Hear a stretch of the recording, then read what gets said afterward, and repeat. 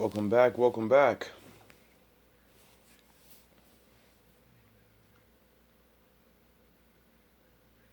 So I've been just doing what I do. Came home.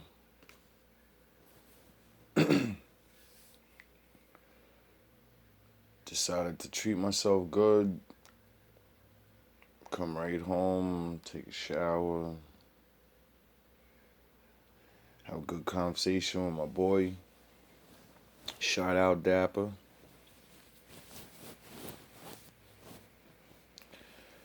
I really hope you're not the one that this thing keeps telling me.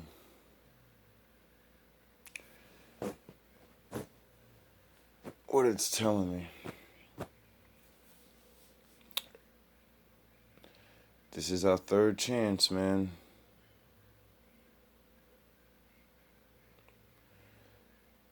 We really can do a lot of things together. Anyway,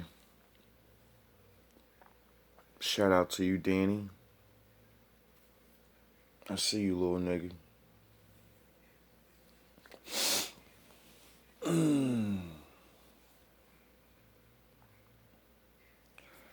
Shout out to all the people I met this year. Even if we don't get along. At least we tried. So I woke up because I'm in my little beauty sleep phase. I'm too old to be just always up like you niggas. I don't know how y'all do it anymore. Oh yeah, I forgot. You just enjoy yourselves. But the funny thing about that is I don't really believe that anymore. I'm sure some people are enjoying themselves or whatever, you know what I mean? But as I woke up, you know me.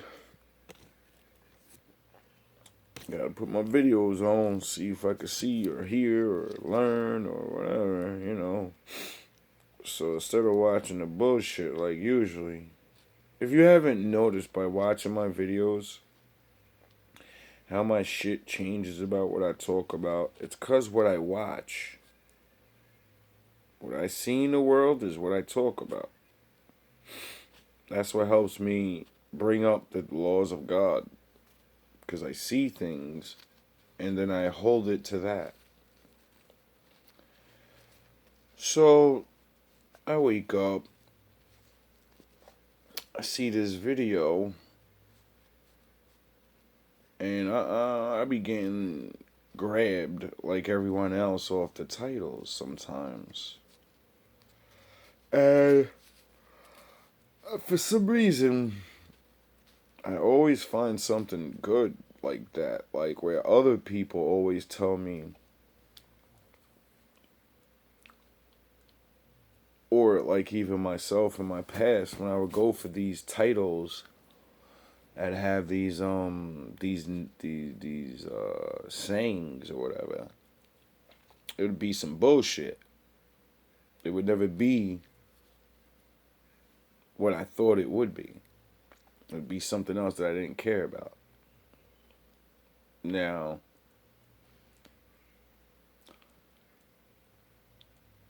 if you haven't been paying attention to my videos like that, I like really think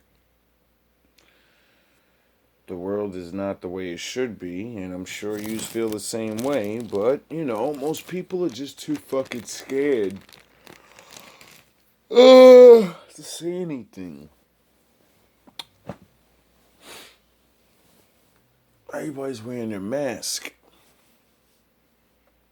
So, I was gonna bring a Sigma female video. But I think I'll do that after this one, because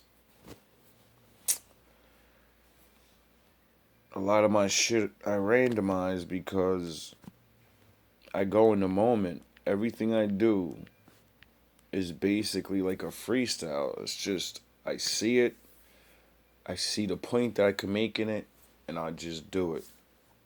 That's why a lot of times my videos I'll say, oh, I want to continue this, or I want to bring up some scriptures later on about this. And then I don't, and I go to another subject. Because it's not my job to look up things for you. See, my teacher did that. And it got me to a certain point. And then just like everything else in life, once I seen that there was a faucet I could turn on, well, I just turned it on whenever the fuck I wanted. And I realized other people are not like me. They're not going to find... This guy had 300 videos plus another channel with like 500 videos or some shit. When I found him, it was already, he was like 300 videos and counting. I found the first 3 videos that I liked of him, but they were old, one was new. When he convinced me after the 3rd video, I need to watch him. He's saying everything I've been praying for answers on. I watched a little. I seen that it was what I wanted. He was going where I wanted. And then I went all the way to the first video he ever made and watched every fucking video until I caught up to where he presently was. I never watched a video that he actually did that day. I went all the way back so I could see everything this man was saying, so I could see if he was staying to his point or did he keep switching up because he learned new things, or maybe he just just switched up because of whatever. And nah, he was consistent. He would admit about things that he didn't know about, that he may, because you find out new information, you can't keep believing the same thing. Once somebody proves something new to you and they have a good point and you look it up yourself, you're like, okay, well, now I got to adopt this new truth into what I already believe. So, I played this video and 3 minutes in, I said, yeah, I'm putting this on my channel. What people need to hear this. So, fair use, guidelines. I'm getting tired of even seeing copyright claim on my channel. But you guys haven't blocked me, so I guess you're respecting the fair use policy. Thank you very much. I appreciate it, because it should be allowed this way. Everyone else is allowed to do it, and they're not even better than me at doing it. Why is it that we don't seem to be able to adjust ourselves to the physical environment without destroying it? Why is it that in a way this culture represents in a unique fashion the law of diminishing returns, that our success is a failure, that we are building up, in other words, an enormous technological civilization which seems to promise the fulfillment of every wish almost at the touch of a button. And yet, as in so many fairy tales, when the wishes finally... The answer to the questions in the beginning is we left God behind and we started to pretend that we were God. And now we're going to find out we're not God. And that we really need Him because we don't know what the fuck we're doing. And we need to go back to the old way.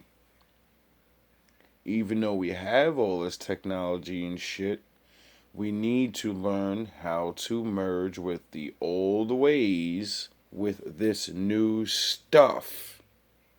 It could be done, but I'm just some crazy black guy. Materialize. They're like fairy gold. They're not really material at all. In other words, so many of our products our cars, our homes, our food, our clothing. Our families. It looks as if it were really the instant creation of pure thought. That is to say, it is thoroughly insubstantial, lacking in what the connoisseur of wine calls body. And in so many other ways. The riches that we produce are ephemeral. And as a result of that, we're frustrated. We're terribly frustrated. We feel that the only thing is to go on getting more and more. And as a result of that, the whole landscape begins to look like the nursery of a spoiled child who's got too many toys and is bored with them and throws them away as fast as he gets them. Also, we're dedicated to a tremendous war on the basic material dimensions of time and space. We want to obliterate their limitations. We want to get everything done as fast as possible. We want to convert the rhythms and the skills of work into cash, which indeed you can buy something with, but you can't eat it. And then rush home to get away from work and begin the real business of life, to enjoy ourselves. You know, for the vast majority of American families, what seems to be the real point of life, what you rush home to get to, is to watch an electronic reproduction of life. You can't touch it. It doesn't smell, and it has no taste. You might think that people getting home to the real point of life in a robust material culture would go home to a colossal banquet or an orgy of lovemaking or a riot of music and dancing. But nothing of the kind. It turns out to be this purely passive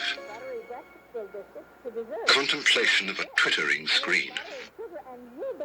Fucking As you walk sad. through suburban areas at night, it doesn't matter in what part of the community it is.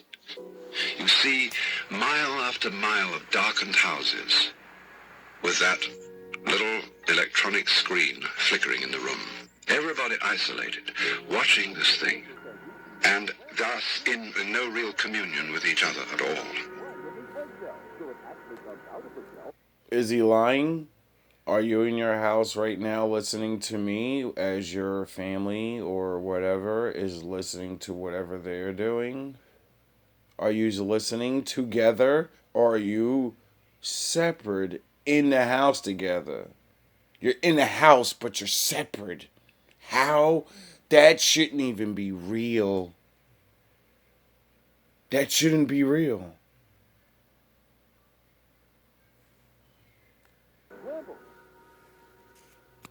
I'm alone because I'm actually alone. The isolation of people into a private world of their own is really the creation of a mindless crowd. It is a basic premise of the culture that life is work and it's serious. And herein lies its lack. How does the guy with no family and no friends try to teach people, bro, you really should love your friends and your family? Because it really sucks when you don't have one. That's crazy. Who better to teach you that it's really important to have the thing you don't have? And to pay attention to it and take it serious because, you know, some people don't have it.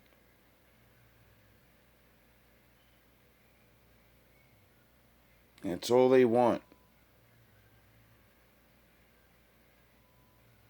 But I digress. Joy. Life is real, life is earnest. What do we mean when we say life is serious? What do we mean when we differentiate work from play? Well, work, it seems to me, is what we must do in order to go on living, in order to survive. And play is pretty much everything else. But now you'll notice that in this culture, play is justified and tolerated insofar as it tends to make our work more efficient. We have the saying, all work and no play makes Jack a dull boy. But that really means dull at work. Play is recreation, something you do to get refreshed, to go back and face the great problems of life. The thought, in other words, that it is absolutely necessary for us to go on living, is a basis for life which takes the joy out of life and is really contrary to life.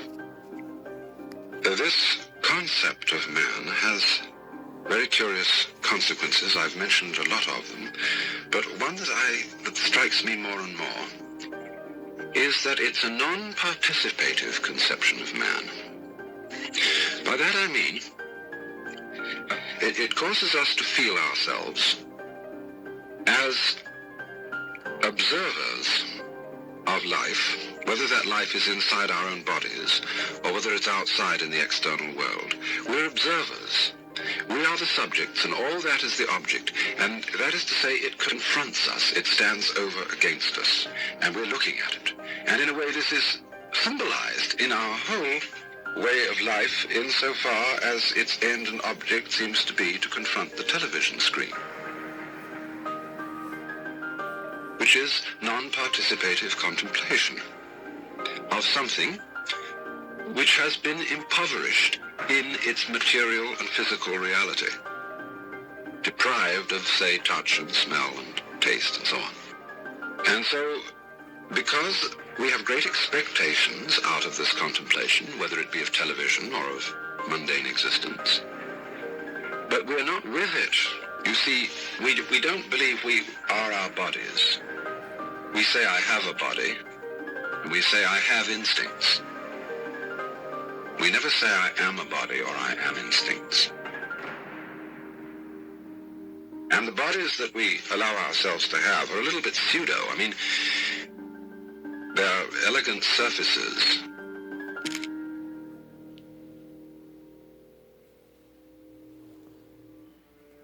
The ideal body is, Marilyn Monroe. It's an elegant surface, but it's not supposed to secrete sweat or tears. It's not supposed to smell at all.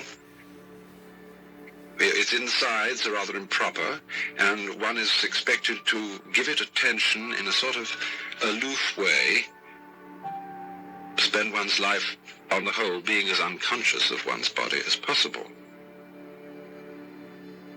All right, then, so we have a conception of ourselves which is estranged from our physical organism, and therefore our whole life is estranged. It is, as I've said, non-participative. If we got with ourselves and really admitted that we are organisms, we might also get with each other. Here again, I pointed out how little we actually get with each other. How in this television world, everybody stays at home, and if you walk out in the streets in the evening, the police stop you and wonder whether you're crazy. Especially if you're not going anywhere, if you're just going for a walk, that's deeply suspicious. I mean, a person has to have a purpose, you see. He must be going somewhere. And so, we don't get with each other, except for public expressions of getting rid of our hostility, like football or prize fighting. Even in the spectacles one sees on this television, it's perfectly proper to exhibit people slugging and slaying each other, but oh dear no, not people loving each other, except in a rather restrained way. One can only draw the conclusion that the assumption underlying this is that expressions of physical love are far more dangerous than expressions of physical hatred. And it seems to me that a culture that has that sort of assumption is basically crazy and devoted. Unintentionally indeed, but nevertheless in fact devoted, not to survival, but to the actual destruction of life. All love, all praise to the Most High.